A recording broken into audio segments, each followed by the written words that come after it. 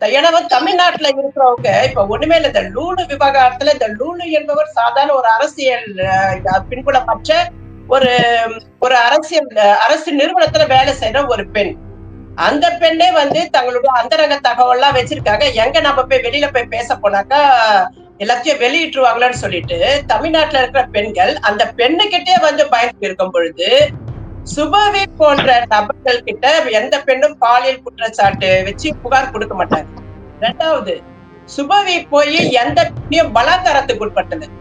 பலாத்காரத்துக்கு உட்பட்டு நான் பாதிக்கப்பட்டேன்னு சொல்லல. இவரு இந்த பாதிக்கப்பட்ட பெண்கள்னா இவர் எப்படி இந்த விஷயத்தை அணுகிறாருன்னா நான் பேசுற விஷயத்த பாதிப்பு கொடுப்பவர்கள் எல்லாம் ஆண்களாகவும் பாதிக்கப்படுபவர்களாம் பெண்களாகவும் நினைக்கிற இந்த போக்கு இருக்குல்ல, இதுக்கே வந்து சுபவி வந்து ஒரு ஆணாதிக்க சிந்தனை வெளிப்படத்தான் பேசுற தவிர ஒரு பொறுக்கி மாதிரி தான் தெருப்பொறுக்கி மாதிரி தான் அவருடைய வார்த்தையில் வருதே தவிர ஒரு பெரியாரியவாதி மாதிரி ஒரு ஸ்டாண்டர்டா அவருடைய ஸ்பீச் இல்லை.